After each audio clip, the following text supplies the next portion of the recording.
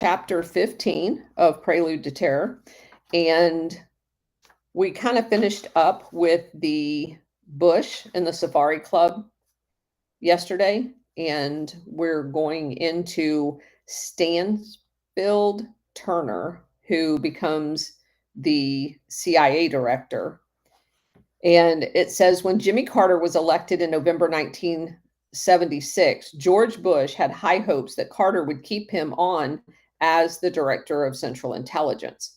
But he did not.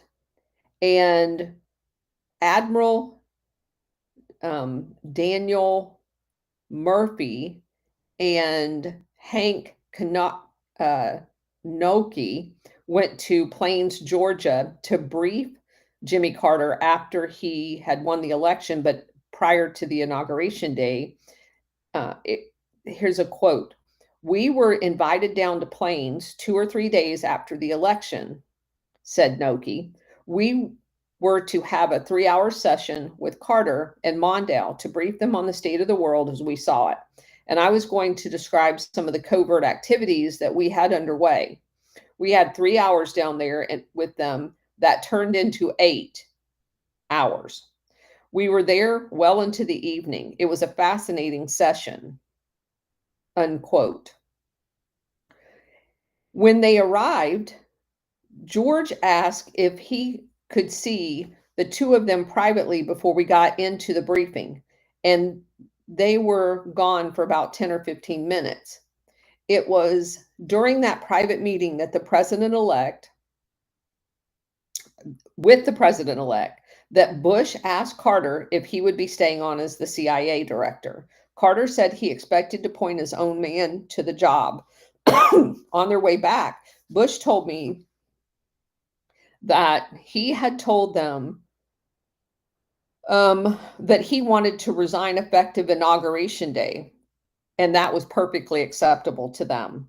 George Bush had effectively made the nonpartisan CIA directorship political by saying that he would leave when President Gerald Ford left. Noki said, quote, "And I told George how I felt about that. You have done the thing none of us wanted to ever have associated with the directorship. You have politicized it. You have, in fact, opened yourself up to a political assignment for the new administration," unquote. And he recognized that. Life was a series of up and down, according to him. And he said that it was a calculation on where you come out, either on the upside or the downside. And that's why he did it. Jimmy Carter had campaigned against the rogue CIA. He had promised to get the agency under control. Even before he was sworn in, the agency considered Carter an enemy. Carter first nominated former Kennedy speechwriter Theodore Sorensen to be the new director, but the appointment failed when it became obvious that Sorensen could not get Senate backing because he was very liberal. It was clear that if Carter could not get his first choice for CIA director through a democratically controlled Senate, he was in for a very rough 4 years. On Inauguration Day, President Carter asked Hank Noki to serve as an acting director until Carter's next choice, Admiral Stanfield Turner, could be confirmed, which happened on March 9th, 1977, about 6 weeks after his inauguration.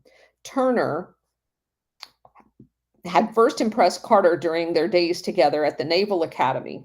Turner had finished first in their class. Eventually, he had become head of the Naval War College. But Turner's temperament and personality proved a disaster for Carter.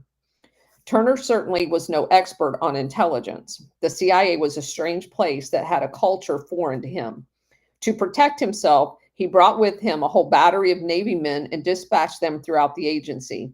When they started delving deeply into the operations, the CIA bureaucrats took action. Turner and Carter vowed to put aside the good old boy network and started promoting the Young Turks. Whereas Bush had praised the agency and its employees and admired the old boy network. Turner and Carter, quite rightly, held the network responsible for a series of scandals that broke throughout the 1970s. Turner and Carter declared war on the traditional CIA. It was full-heartedly a declaration made by two men who were unprepared and naive for what they had taken on.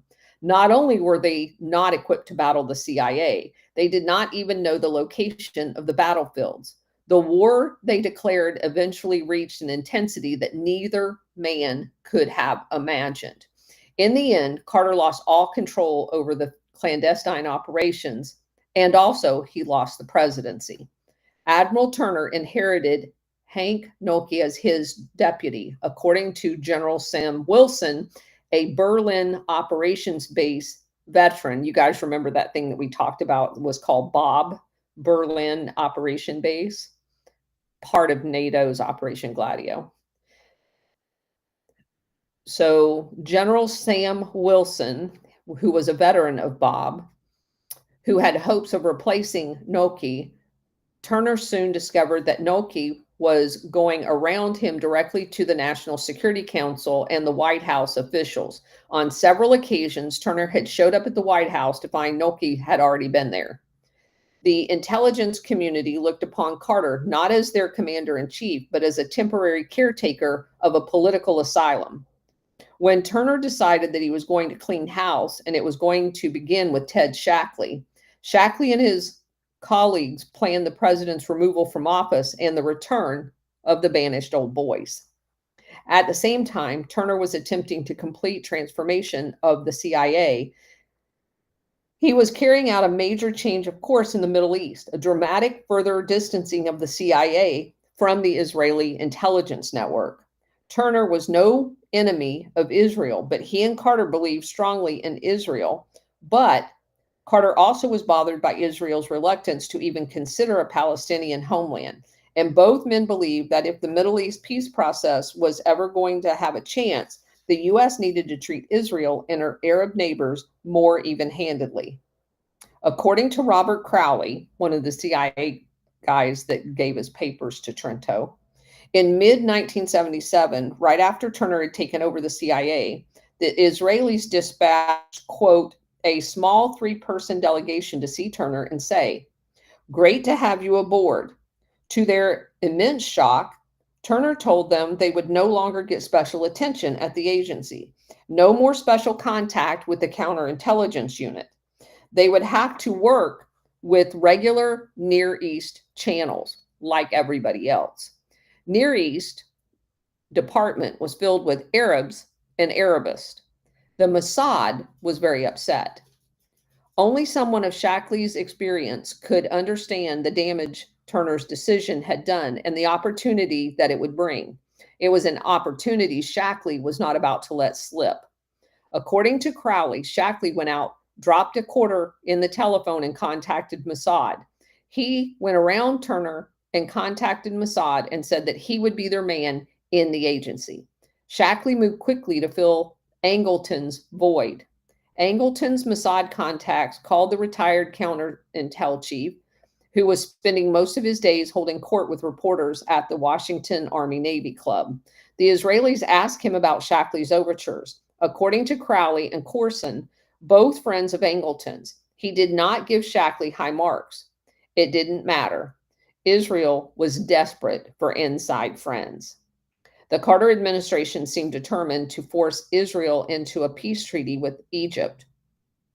Mossad was already aware that Andrew Young, Carter's UN ambassador, was meeting secretly with the PLO in New York. All the signs told Mossad that they needed Shackley and his access to the CIA. Ed Wilson had reason to know how right the Israelis were not to trust anyone in the Near East division of the CIA. The Libyans called Wilson into military intelligence headquarters in Tripoli on a regular basis to examine highly classified CIA documents that dealt with the region. Wilson became convinced that one of Gaddafi's supporters in the U.S. had recruited someone inside the CIA. Wilson said, "There was more and more evidence to me, and I reported it back, that they had someone on the inside, or they were getting information from Russians who had someone on the inside."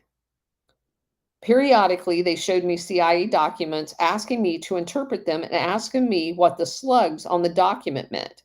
I could easily see they were very serious Middle East desk documents. One of the Israelis' main sources Shackley could turn to was Wilson and his great connections inside of Libya. This proved to be politically fatal for Turner and Carter. It was the political equivalent of throwing chum in a shark infested water. For 20 years, starting in 1950, Israel had had a special relationship with the CIA since the CIA's Middle and Near East divisions were extraordinarily pro Arab. James Angleton had ran the Israeli account totally out of his counterintelligence division. Angleton had protected the Israelis, and in turn, they had provided him with intelligence out of the Soviet Union and Middle East that no one else had. After the surprise attack in 1973 war, Israel realized just how dependent they had become on the CIA for help. For the year he remained at the CIA after Colby fired him in 1974, Angleton made certain that Israel got the satellite pictures, telephone intercepts, and the warnings about her neighbors that helped ensure her survival. This had changed during George Bush's tenure as the director of Central Intelligence, but there was still had been no outright break, according to Angleton. Wilson, for all of his blindness towards the people like Shackley and Clines, knew instinctively whom to hire. Shackley and Clines had no hesitation in exploiting Wilson's scouting abilities. No single military man Wilson ever put on his payroll would have had a greater effect on the Middle East than former Air Force Brigadier General J.J. Capucci. He was a Mr. Magoo type character. Capucci had solved an enormous problem for the U.S. after Gaddafi's well-timed coup. In the early 1968, the United States was still cooperating with Gaddafi. However, the CIA station chief had on his payroll a Libyan middleman. As a loyal U.S. agent, was a certain target for death if Gaddafi ever caught him. According to Wilson, the CIA guy took this guy to Willis Air Force Base, which was the U.S. military base in Libya. And he took him out of Libya and delivered him to Spain. What the CIA didn't know was the guy took King Idris's crown jewels. Gaddafi was furious and threatened to close the base. That is when the 5'2" brigadier general came to the rescue. Capucci, and you spell his name Cappucci. He spoke perfect Italian, and he had made his reputation living behind enemy lines in various Italian whorehouses during World War II and passing information out of the country. According to Wilson, Capucci picked up the crown jewels from the CIA and returned them. He saved Libyan-American relations for a few years. For that reason, Wilson added him to his stable of ex-military stars. Wilson thought he could improve relations with Libya. What Wilson did not know was that Capucci's strongest connections were not in Libya, but in Egypt, when Anwar Sadat was a growing thorn in Gaddafi's side. While Wilson was in Libya, Klein cultivated Capucci to do more and more work in Egypt, not because of business prospects, but to supply Shackley intelligence for his new Israeli friends. Shackley would tell Wilson and others that it was up to them to preserve the CIA's covert operation capabilities, while Turner and Carter was trying to dismantle it. So I just want to kind of go back and highlight something for you guys, because this stuff just keeps popping up. Now, they're talking about in 1968. We know that in 1967 is when the USS Liberty incident occurred. So what's really interesting about this is the interaction between Libya and Egypt in relationship to Israel, knowing what we know. Also, knowing about crypto AG and the fact that the CIA, again, why these people don't even acknowledge that system existed. They're spying on Egypt. They know everything about Egypt at the CIA, and they want us to believe like they're going blind or they're operating in the blind as it relates to all of this stuff because we don't know they know, but we do know because we found out. Chapter 16, the setup. In February 1977, at the Statler Hilton Hotel, a few blocks down from the White House, two FBI agents, William Hart, H-A-R-T, and Thomas Noschese, Noschese, interviewed Ed Wilson for the first time. They asked Wilson about an allegation that he was a paid CIA explosive expert and asked him if he had paid another CIA explosive expert by the name of William David Eisenberger to build explosive timer prototypes for Libya. Wilson was friendly, but refused to name his lawyer or make his financial records available. Wilson told the agents that his records show nothing incriminating. Wilson had been caught by surprise. He had no idea that Ted Shackley had been the source of the FBI allegation. Shackley, at this time, the Associate Deputy Director of Operations, understood that Carter's election and his desire to reform the CIA were not going to be helpful to either him or his beliefs. Shackley, who still had ambitions to be the Director of Central Intelligence, believed that without his many sources and operatives like Wilson, the Safari Club, operating with Helms in charge of it from Tehran, would be ineffective. Shackley was well aware that Helms was under criminal investigation for lying to Congress. So, it's a bunch of crooks. And remember that Helms was in charge for lying to Congress about what the CIA did in the overthrow of Allende in Chile. Shackley had testified before the same grand jury. Unless Shackley took direct action to complete the privatization of the intelligence operation soon, the Safari Club would not be a good conduit for his old job. The solution was to create a totally private intelligence network using CIA assets until President Carter could be replaced. Shackley felt he had the opportunity to control intelligence operations if he had the resources available. The operations that were the most secret were those that were involving the mutual interest of the CIA and Saudi Arabia, but they went beyond just the Middle East. These private resources totaled only a small amount of the entire CIA covert budget, but their power came from the fact that the operations were the most sensitive that the CIA undertook. Using Tom Clines, whom Wilson totally trusted, Shackley began to move in on Wilson's far-flung operations on two different tracks. First, he would use Clines to take over Wilson's businesses, and then he would get Wilson out of the way by convincing the prosecutors to prosecute him.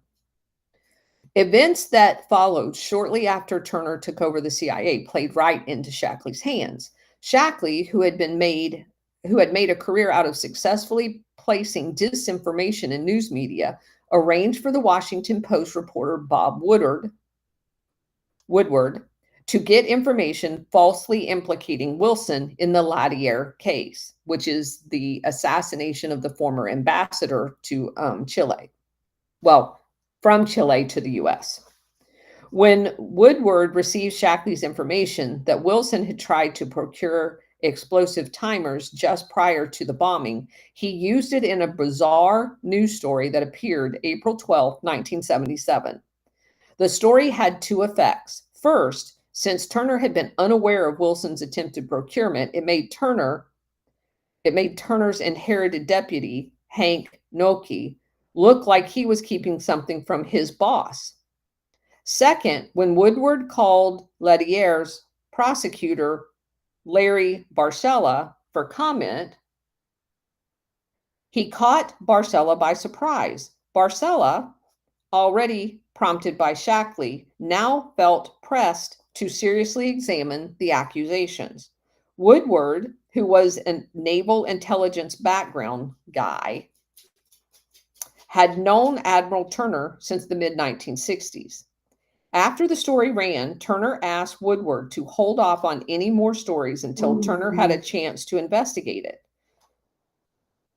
Turner later wrote in his autobiography, quote, "As the new man in the agency, I had nothing to hide and every reason to want to know if this kind of thing was actually going on," unquote.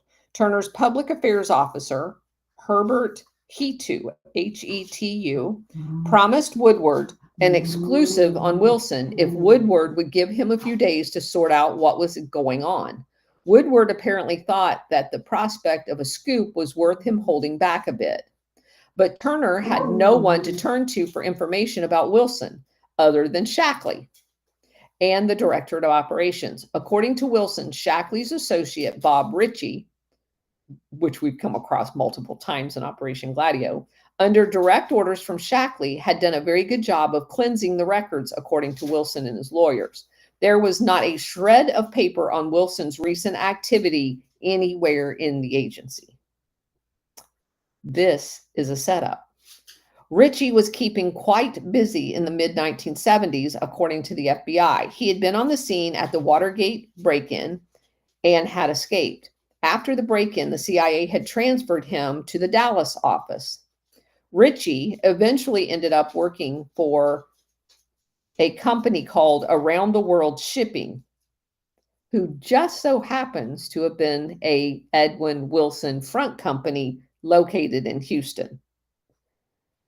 He did this while he was still on the payroll at the CIA, further telling us all that Edwin Wilson was CIA. One of the ways Shackley buried the information Wilson provided was to hide it in a special CIA Army intel file and credit the material to sources from Chichi Quintero. It was a clever way of both disguising just how much material Wilson had provided and a way to launder it before Shackley fed it to the Saudis and the Israelis, according to Wilson and Klein.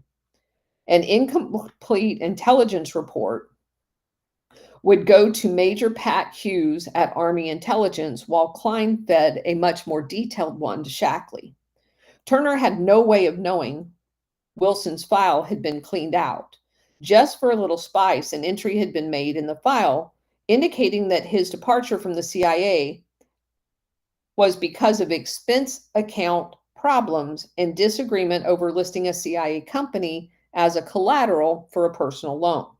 The allegations were false, but it did not matter. Wilson was now a certifiable bad guy, and no less an authority than Admiral Turner was broadcasting that back to the world based on false information that the CIA put in his file. In the last months of 1976, the traps had been laid for Wilson, but he didn't even know it yet. Even after the Vela Verde fiasco in Libya, Wilson was again expanding his business connections. Thanks to his payoffs to several government officials, he was able to land contracts from construction services in Washington to Army Corps of Engineers projects in Saudi Arabia. Wilson, who 5 years earlier had been afraid of government auditors finding mistakes in his book, was now routinely putting government officials on his payroll.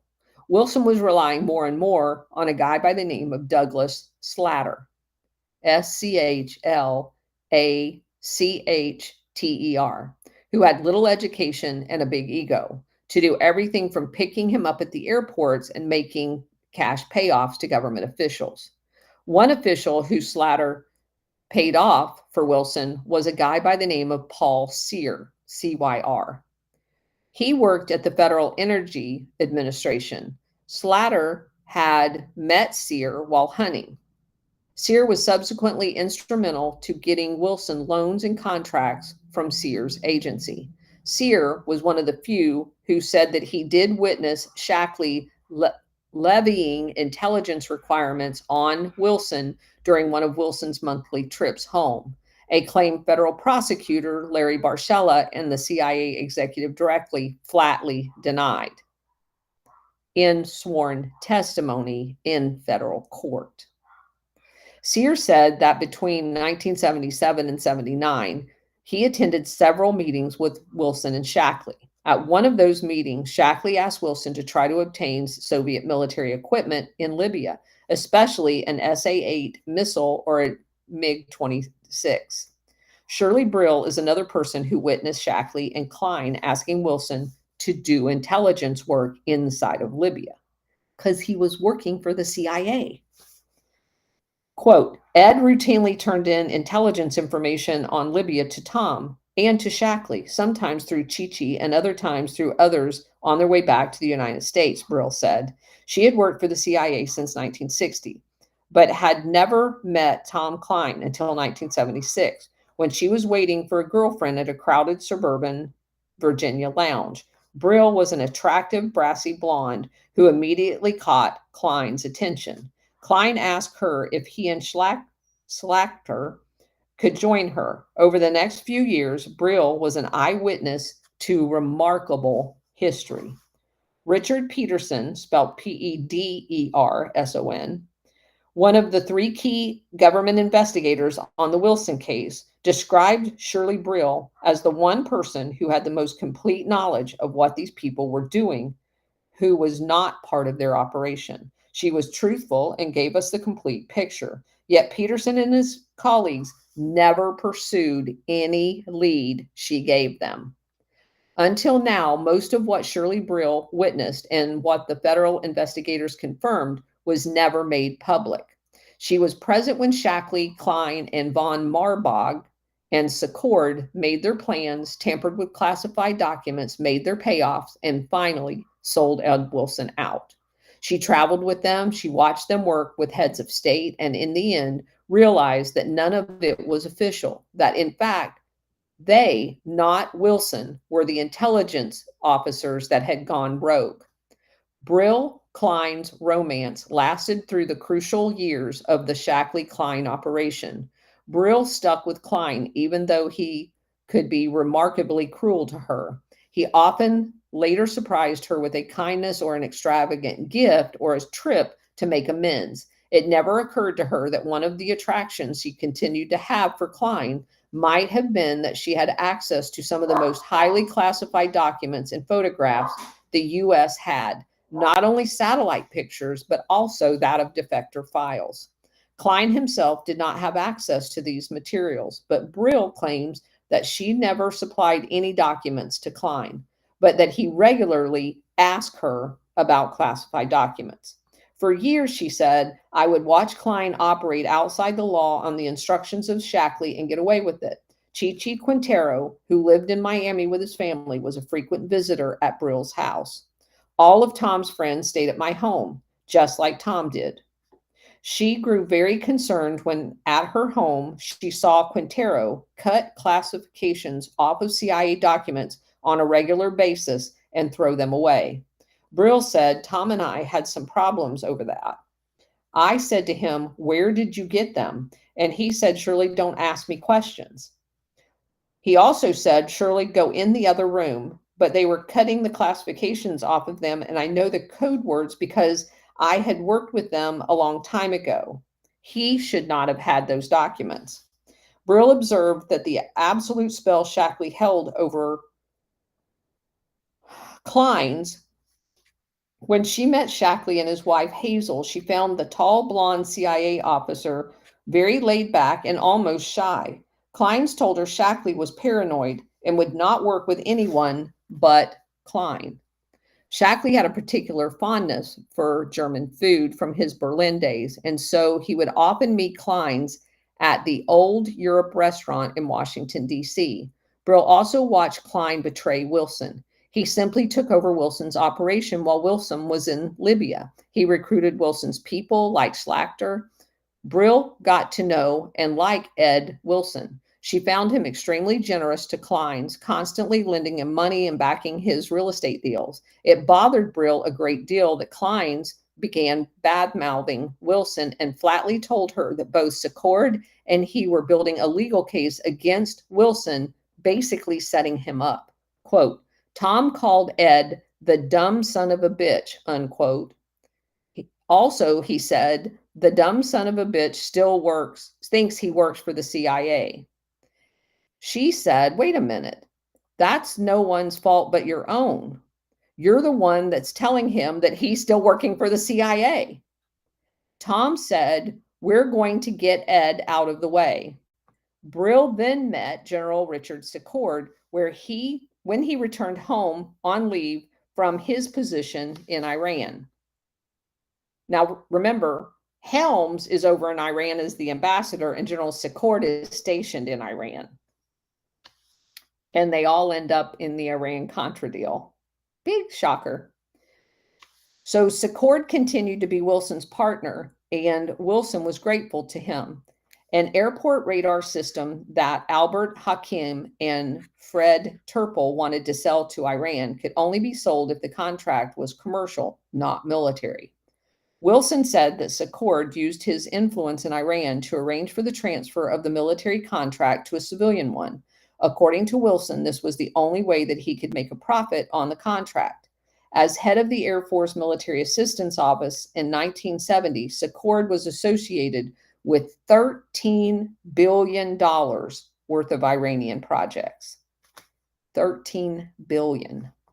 Years later, he and Hakim would play major roles in the Iran-Contra. Both Secord kept his word to Wilson and arranged for the contract transfer. Wilson, in turn, asked Secord what he could do for him. Secord told Wilson that he wanted a plane to fly for visits to Washington. He said that he did not expect the airlift to be in his name or anything, but he wanted use of it.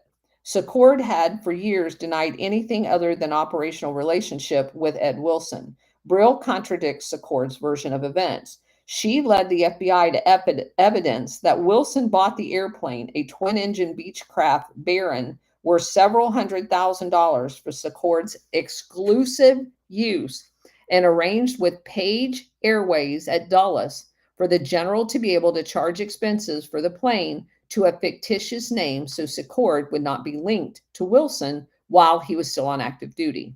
Secord used the plane to fly Clines, Brill, Quintero, and other associates to Florida. Wilson favors toward Secord meant that his business with Savak continued uninterrupted. And keep in mind, Savak is the national police that Major General Arnold Schwarzkopf Sr. set up in Iran. It's just a crazy ball of wax. Brill found herself in the middle of another Secord Clines Wilson transaction, a deal in which she said that she came out on the short end of the stick. Brill had leased a townhouse in Burke, Virginia, with an option to buy. Clines, who was still doing some real estate moonlighting, i.e. money laundering for the CIA, got her to sign over the option to buy the house. Brill said Clines promised to pay her $17,000, which was the agreed upon difference between the option price and the current market value. To her chagrin, Clines turned around and sold the option on the home for $24,000 to Richard Secord. According to the FBI investigative documents, Secord then immediately resold the property to Wilson for a cash payment delivered personally by Wilson to Secord in a meeting. And in that meeting, Klein was there. It happened at the Officers Club at Fort Myers, Virginia. Brill believes that there was an element in Wilson's character that made him believe that he could only make money if he had an insider special ed. It was an odd character flaw for a man who made millions of dollars in real estate without any help from the government at all. For Wilson, the realization that he had been double-crossed by Shackley and Klein would not dawn on him until he had been in prison for years. As the spring of 1977 comes and goes, he believes that there is no reason for him to worry. Klein had assured him that the investigation into Wilson's overture to 2 CIA employees for introductions to the agency's suppliers of explosives and optics was taken care of. But it was actually the setup. Wilson's hiring of Patry Loomis, Loomis, who had put Wilson in touch. Oh, hold on. Hold on just a second. My screen just went white, which usually is not good. Yeah, they just dumped us out. Oh, hold on just a second. I got to redo this.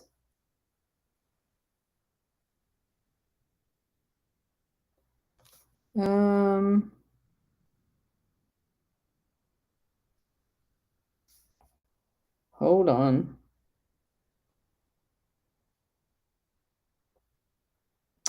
This is crazy. Why are they doing this? We have such a little account. I don't know why anybody would want to mess with our spaces. All right, guys, hold on just a second. I need to type in this new thing and get us set back up over here.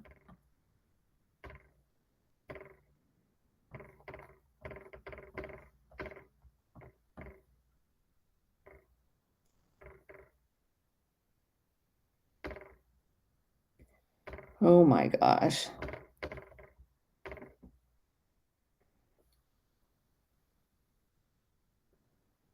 All right, let's start this.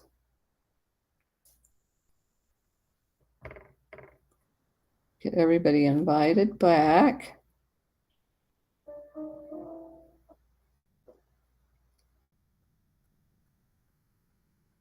Okay.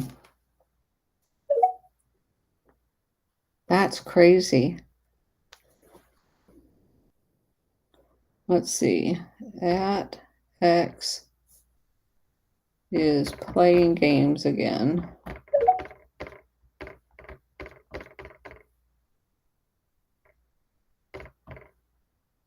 Shut down our space.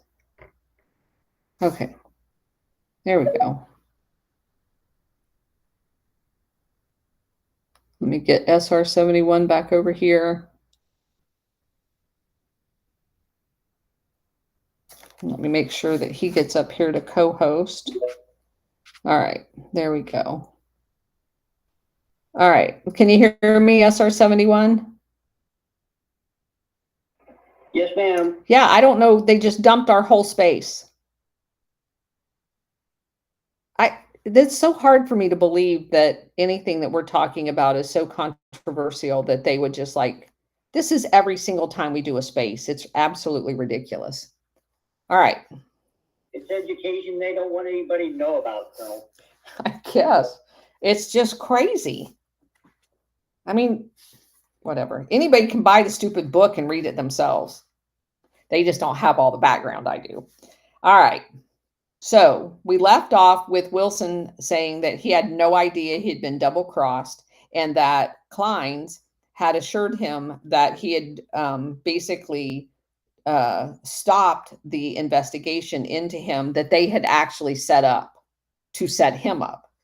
So while Bush was still at the CIA, Loomis had merely been reassigned with no loss of grade or position. Explosives expert William Weisenberger had received a letter of reprimand and had been told that he could no longer meet with CIA contractors. Wilson had no hint that he was a suspect in the Orlando Lettier bombing or that he was under any investigation beyond a minor CIA internal issue. Complicating all of this was the divided loyalties inside the CIA with the old boys versus the new boys. Shackley and Klein, largely on the basis of intelligence supplied by Wilson, were looking beyond the faltering Shah of Iran to Egypt and Israel, while Helms, Secord, and von Marbach had huge personal investments in the Shah's regime. As for Wilson, he was basically dedicated to making money. He wasn't loyal to anybody. His attitude was to carry out whatever he got told to do. Wilson rationalized his dealings with two murderous regimes, Iran and Libya, through the intelligence gathering he was doing. He thought for the CIA. For all of his expertise as an arms dealer and frontman, Wilson had been inexplicably obtuse in his personal dealings. Frank Turple was a classic example. Wilson would brag that he underplayed people to make someone like Shackley and Klein believe that he was less savvy. Turple clearly did that successfully to Wilson. In Libya in September 1976, Wilson and Turple had a problem. After the Valverde brothers and Quintero refused to come to Libya, they had to find a way to get Douglas Slatter and John Harper Jr. released. The Libyans had already put up $300,000 for their explosive school, and they were keeping Slatter and Harper under house arrest until they could get other people in to teach. Turple introduced Wilson to a California explosive exporter named Jerome Brower, Brower. Unfortunately for Wilson, there were two things he didn't know about Brower. One was that Brower took shortcuts on U.S. Customs regulations, and the other was that Broward had hired active duty Navy explosive experts to moonlight for him. He went to Los Angeles to see Broward. Broward agreed to sell explosives and furnish 4 men for Turple's contract in Libya. I emphasized to him that the responsibility for the shipment was his and that he had to do it legally. Broward found 4 men. What I didn't know until after my arrest in 82 is that 2 of the men, Dennis Wilson and Smith, were on classified projects for the Navy. Had Ed Wilson understood that Broward had connections not only to Turple, but also to Israeli and Iranian middleman Albert Hakim, then what happened next would have made much more sense to him. These highly trained Navy spies from China Lake Navy facility were not in Libya by accident. They were never called to testify in Wilson's trial. Had they been, the American people would have learned that one of Broward's men had begun to plot a coup against Gaddafi with the help and encouragement of Douglas Slatter. Wilson said, I had other jobs to do and make a living, so I left the project in Turple's hands. All I was interested in was covering my Iranian operations and getting my money back. I arrived in Libya in the late fall, and found that they had began a class with 10 soldiers on training of explosive ordnance. They found they could not do the job. They just gave us 10 common soldiers. They didn't have any education. They spoke no English, and they were totally incompetent. Dennis Wilson and the other 3 Navy guys tried to train them for several days, but it didn't work. One of the men working with Dennis Wilson was a guy by the name of John Heath, Heath. He turned out to be a pretty good worker. He stayed for about 4 years. When the first 3 men left, Broward continued to furnish more men. But Wilson later learned that Broward had tried to steal the explosive contract Wilson had inherited from Turple. In addition, Wilson had other more pressing problems. He recalled, quote, John Heath came to me one day and said that Dennis Wilson, who had been with me for now 3 months, was drunk and was talking to one of the local Libyans and had a couple of guns. They were planning to overthrow Gaddafi and get involved in some sort of revolution. I knew that was the only thing that would get me shot, Wilson said. So I took John Slatter and found Dennis Wilson, found that he was meeting with some dissidents and planning to overthrow the Gaddafi regime. I got him back to his hotel and told him that he was fired. He threatened to kill me. We disarmed the guy, and the next morning I took him out of Libya to Geneva. To make matters worse, in order to get closer to Gaddafi regime, Ed Wilson embraced the Syrian faction of the PLO. The PLO was so strong in Libya that it had actually been integrated into Gaddafi's armed forces. Wilson met with the top PLO leaders on a regular basis. His actions were making the Mossad and the Saudi intelligence nervous. Something would have would prove very important to Shackley and Klein. According to Sarkis, Sarkis, Sohanalian, the guy with the weird name, Soghanalian, Wilson had been led into a trap through his relationship with Turple and Hakim.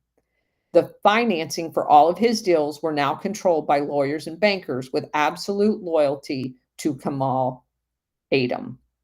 And Kamal Adom is the Saudi intel guy. Adom was funding all of the operations through BCCI.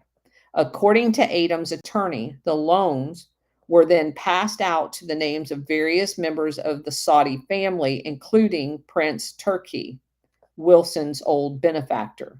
Wilson foolishly wrote Dennis Wilson's coup attempt off as Middle East fever.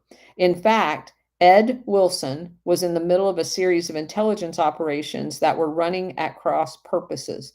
The fact that the Shah of Iran and Israeli intelligence both wanted Gaddafi replaced should have been obvious to Wilson. Had he known that Turple and Hakim were working for Israeli intelligence, he might have realized what was going on. So again, you've got these factions, obviously, at this period of time. Israel was working hand in glove with Iran in order, basically the Shias, in order to keep the Sunnis contained. That later changes, and you have the Israelis with the US beginning to use and heavily depend upon Saudi intelligence, and there's a realignment.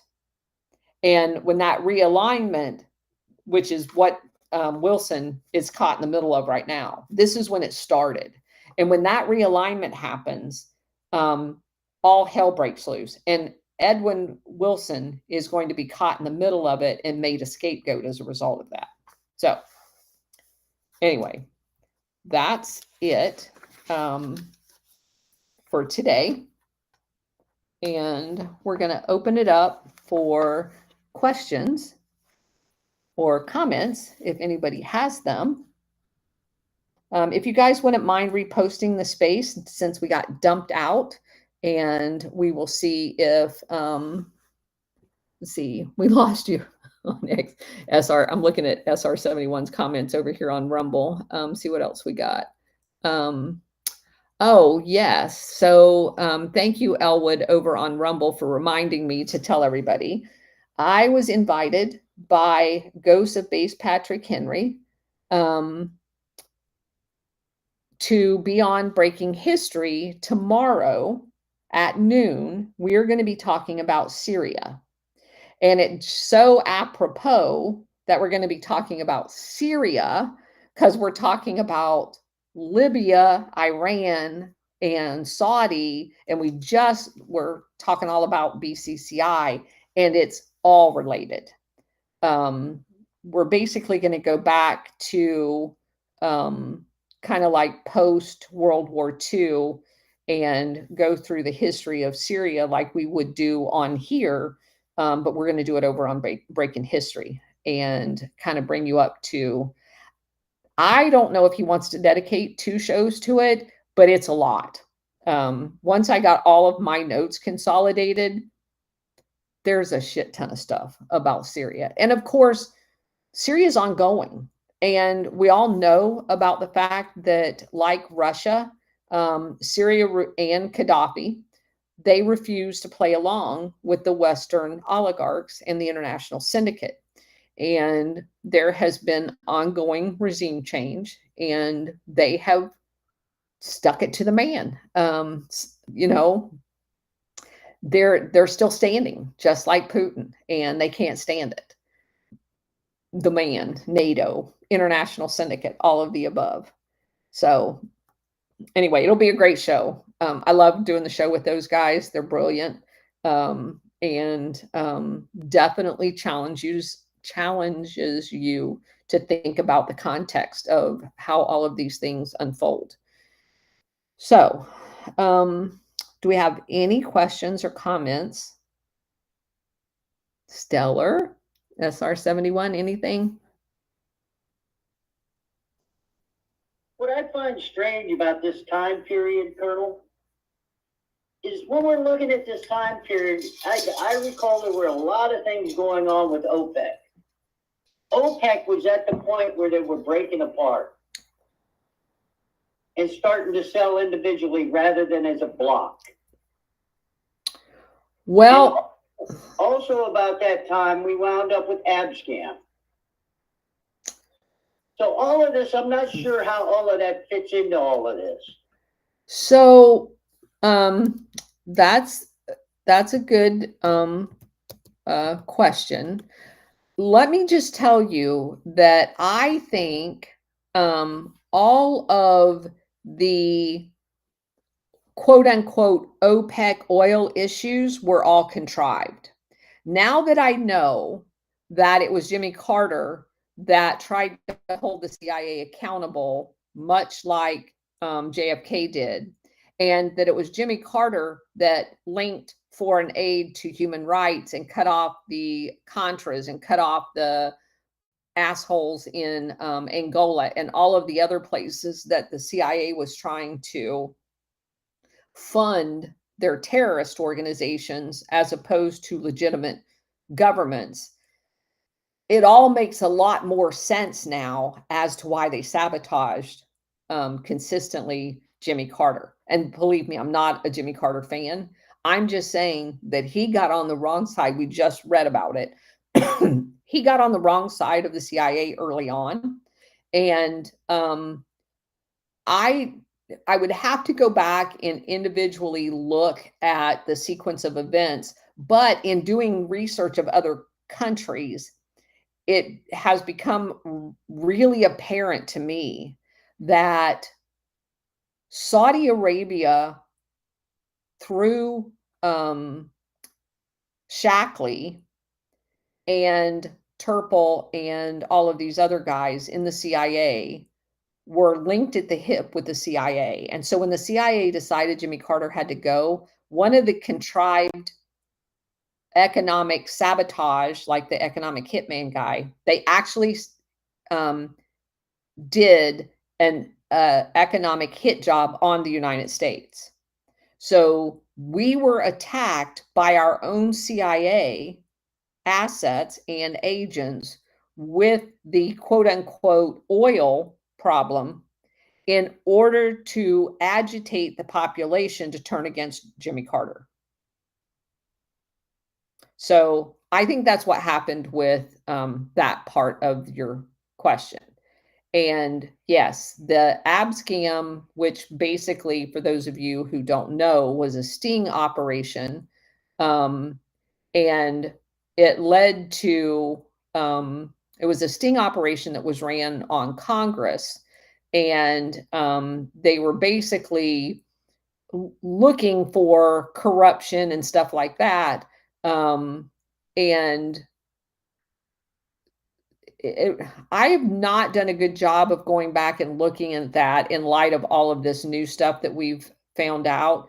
Because again, you guys have to understand that for all of since World War II, CIA has embedded themselves in the FBI. So you really have to question whether you're dealing with FBI or you're dealing with CIA that looks like FBI. And the same is true with the military.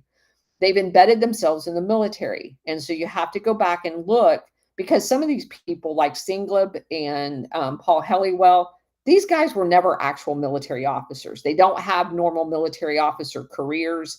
They show up as military officers and they hold this rank over the course of the time, but almost the entire time they're holding the military rank, they're off doing CIA jobs. They're not doing anything military at all. And so it's now that we know that, we look at things completely different as to, with our Gladio glasses on, to steal that phrase.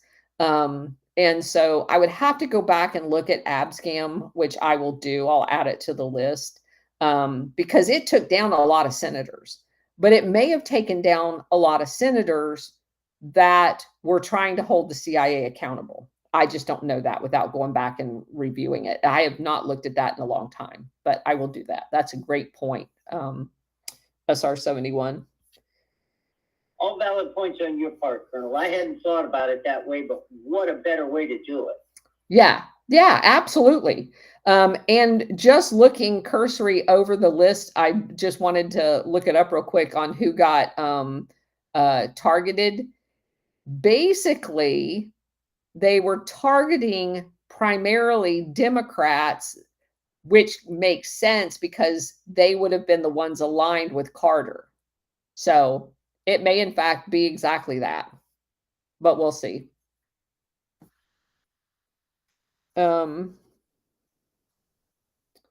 Oh, where did Stellar go? Stellar told me she had to drop, Colonel. Okay, all right. So, anybody else have anything?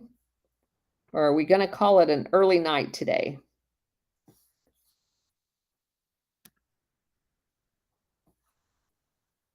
All right. I know I can't get Snow to talk on here, so, but I see you. Anyway. All right, guys, we're going to call it a day. I appreciate you guys being here, and sorry about the, did they just drop me again? No, there we go. Okay. My whole screen went blank again. I'm like, holy crap, not twice in one day. All right. So anyway, okay. So we are going to do a show.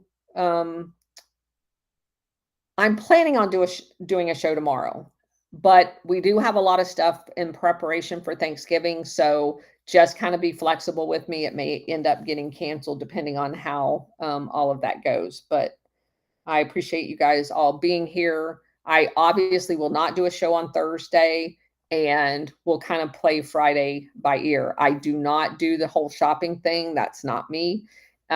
So we will more than likely do a show on Friday, but this week will be flexible. All right. Thanks everybody for being here. Appreciate it.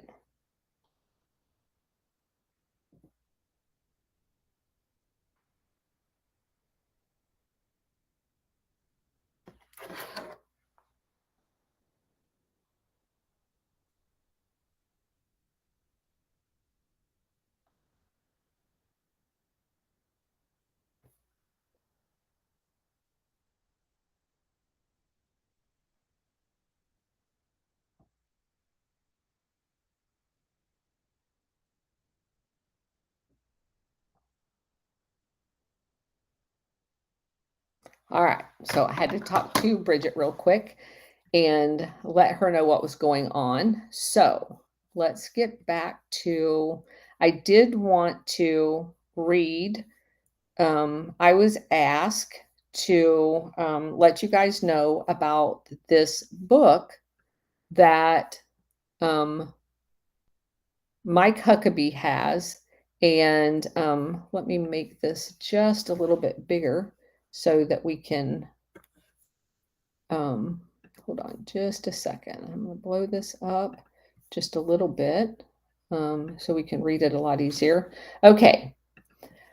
This is about Mike Huckabee's books, and I have the kids guide to President Trump. I have this for my grandchild, so I'm going to kind of promote this for you guys. With President Trump's historic visit, I need to ask parents to listen to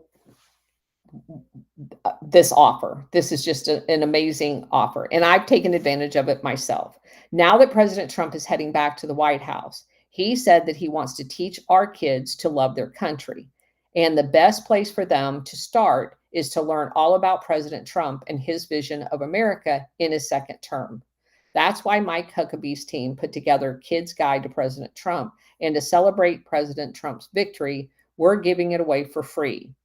With full illustrations and easy to follow content, this important guide teaches children all about President Trump's accomplishments during his first term, and it helps kids understand his goals for his second term. Mike Huckabee wants to send your family this free guide so that you can teach your kids the truth. Please hurry because supplies are limited. To claim your free kids guide to President Trump right now, just visit kidstrumpguide.com. That's kids with an S, trumpguide.com. So again, this is really a cool thing. And you know that there's a lot of pressure put on children at school in order for them to conform to the what is now going to be a lot of pressure, especially when you're in an environment that is dominated, like teaching is, with people that are not fans of President Trump's. So I just highly encourage you guys to take advantage of that. It gives good talking points. Thank you, SR71, for putting that up. It gives kids, it gives parents the talking guide to be able to walk through. It has all of like his historical accomplishments, and a lot of the stuff that was in there you forget, because by at this point it's kind of taken for granted of, you know, what a great president he was. So anyway, I'll probably promote that several times in the next little bit, just so that, again, it'll help our kids not only to contextualize everything that's going on around them, but prepare them to be able to rebut things that they will hear around them. It's kind of like an insulation, if you will. Okay, so thanks you guys for being here. I appreciate it. And we will be back tomorrow. And I will see you at noon on Breaking History, and then probably again on Friday. Thanks.